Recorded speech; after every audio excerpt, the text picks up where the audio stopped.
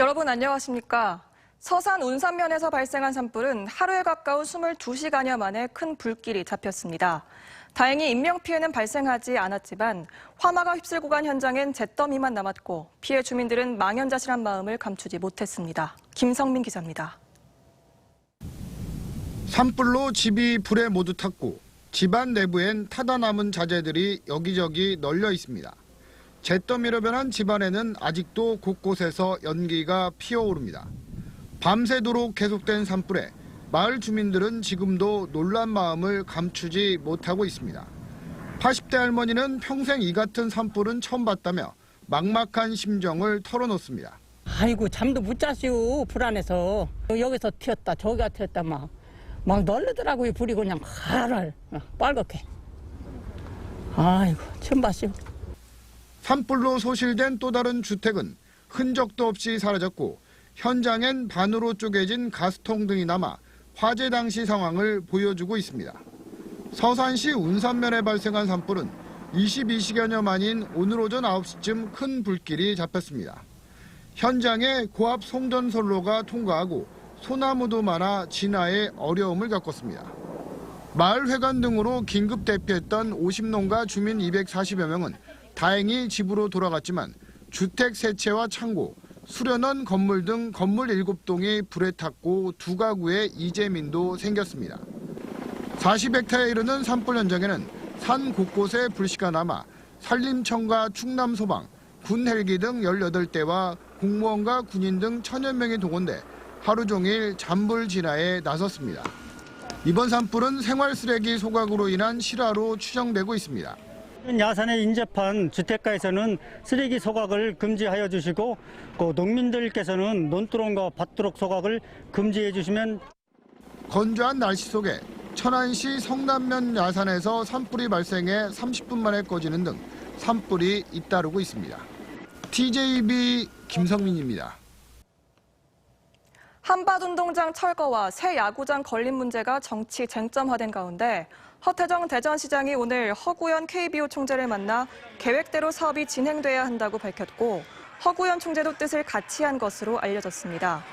허 시장은 대전 베이스볼 드림파크 건립은 시민과의 약속인 만큼 2024년 말 공사를 완료해 2025년 3월 개장할 수 있도록 최선을 다하겠다고 말했습니다. 허 시장은 허구현 KBO 총재가 한화 이글스 연고지 이전을 언급해 대전 시민들의 분노를 부른 데에 대해 정치적 문제로 야구장 건립이 지연되면 안 된다는 뜻이었고 한화 이글스도 연고 이전을 전혀 생각하지 않는다고 전했지만 허구현 총재가 직접 이 부분에 대해 추가 해명은 하지 않았습니다. 오는 6월 지방선거에서 충남지사 출마 의사를 나타낸 국민의힘 김태흠 의원이 중앙당 공천관리위원회에 충남지사 후보 경선을 요청했습니다. 김 의원은 입장문에서 당의 강력한 요청으로 원내대표 출마를 접었고 선당 후사의 마음으로 충남지사 출마를 결정했는데 당 지도부와는 이 과정에서 전략공천 등 어떠한 편의나 특혜에 대한 논의를 주고받은 적이 없다며 다른 후보들도 더 이상 당에 상처를 주는 언행이나 정치적 결단을 모독하는 발언을 삼가달라고 강조했습니다. 국민의힘 대전시당이 오는 6월 지방선거 후보자를 모집한 결과 모두 107명이 공천을 신청했습니다.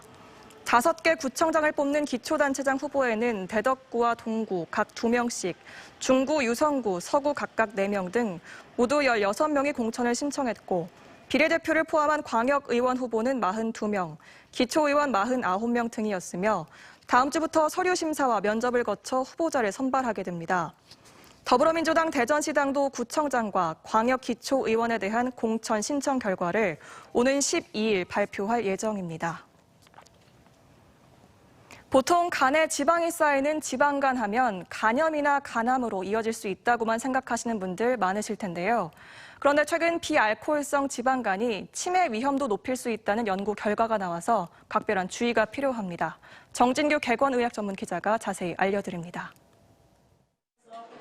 간세포가 간무게의 5% 이상 축적되는 지방간의 주된 원인은 잦은 술자리와 과음으로 알려져 있습니다.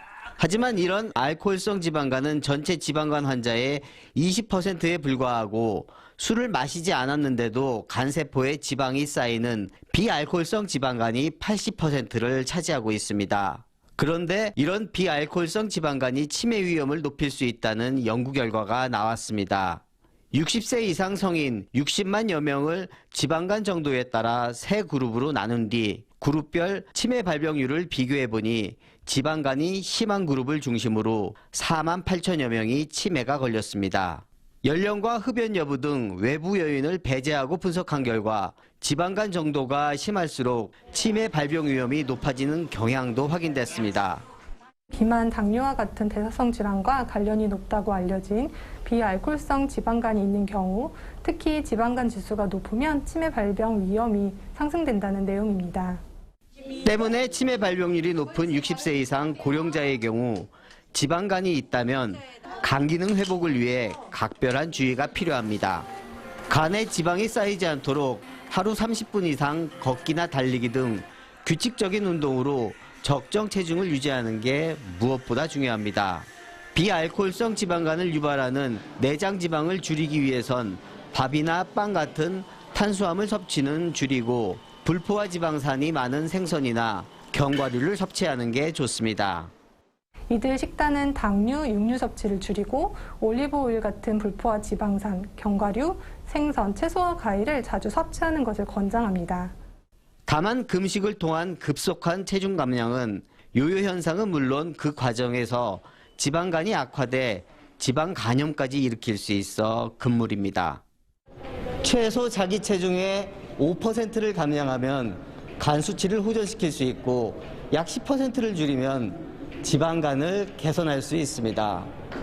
꾸준한 운동 습관과 식습관 개선이 무엇보다 중요한 이유입니다.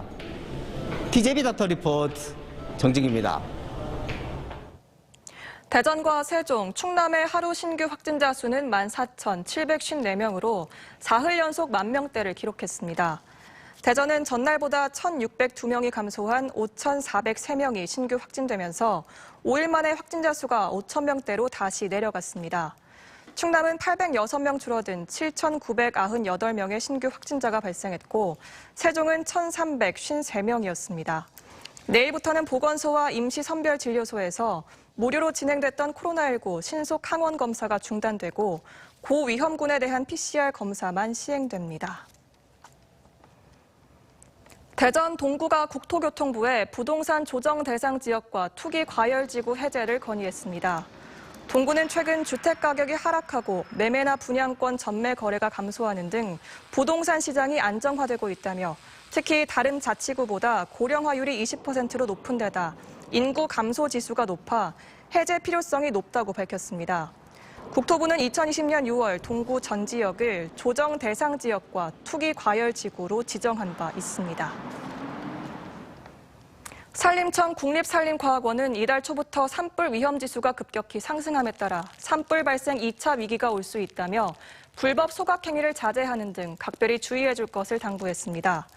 산림과학원에 따르면 지난 1일부터 전국 대부분 지역에서 산불 위험 지수가 높음 이상을 유지하고 있고 서울과 대구, 전북, 익산 등 일부 지역은 매우 높음으로 예측됐습니다. 또 지난달 28일 이후 최근 일주일간 전국 누적 강수량이 20mm 미만으로 매우 건조해서 산불 확산 위험도가 클 것으로 예상됨에 따라 산불 경보 경계 단계를 발령하고 주의를 당부했습니다.